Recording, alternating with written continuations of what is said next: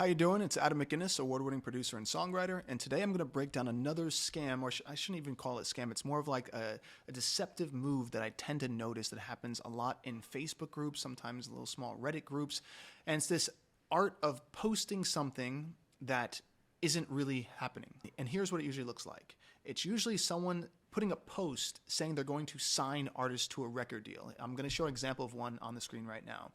So I saw this in a Facebook group the other day, and I noticed how many likes and how many comments and how many shares it got. And it really shocked me because record deals don't work that way. No A&R at a real record label, meaning a top record label, is searching for artists by just saying, hey, I'm signing people to a record deal today, and so send me your demos. This is a major trap that I see people wanting to hopefully find this lucky experience where they just happen to send in a random demo, and next thing you know, they're flown out to Los Angeles and they're given this massive record deal. It doesn't happen that way. It never has and never will. The people who are actually A&R looking to sign artists are spending a lot of money to curate great artists and to find people that they can then sign to real record contracts, which usually are between 2 and 5 albums. So listening to a demo song from some Facebook group is nowhere near the reality of who they're going to sign a record deal to. My bigger question is, what are these people luring in someone for? Like, why are they trying to get people to submit them songs? Are they trying to then sell them things, sell them production services, sell them mixing, mastering, promotion, like whatever it is? There's got to be some sort of catch. Now, I don't know what the catch is because it doesn't make any sense to me. And the reason why I'm bringing this up is because I see these kinds of things all the time, these traps. It's like a mouse trap where someone just puts in the cheese and says, if you want this, send me what you got. Now, sometimes people might be stealing songs. I don't know. Right? I do know that songs that get stolen. I've had 2 of my songs been stolen before too. So I understand that there is some people who might do that. I don't know why these people in particular are. So I'm just letting you all know, if you see something like this, like a post of someone going, I'm looking to sign someone to a record label, here's what you do. First, you find that person's name, which is usually on the post. You go look them up on Google. Go see what companies they work for.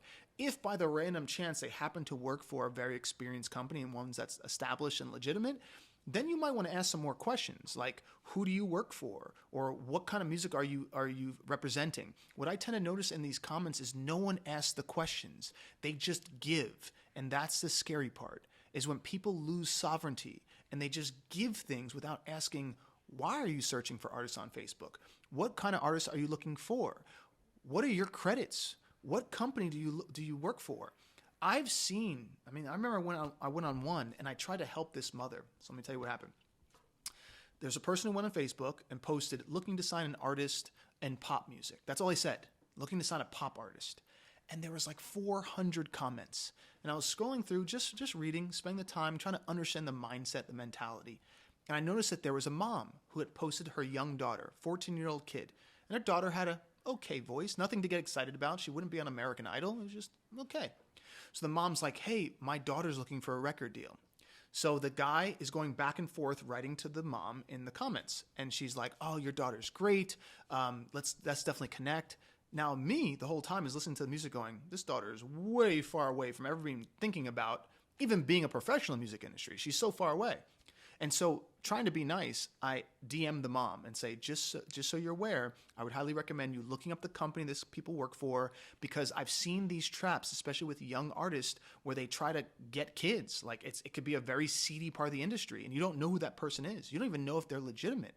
So I would just ask some more questions, because it seems like you're giving a lot of information, like what your daughter's name is, where she lives, what she's interested in, and who knows what other information they're trying to get from you. I would just be wary.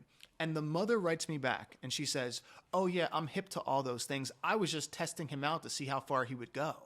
And I'm going, why would you test this person out with your daughter's information? That doesn't make much sense.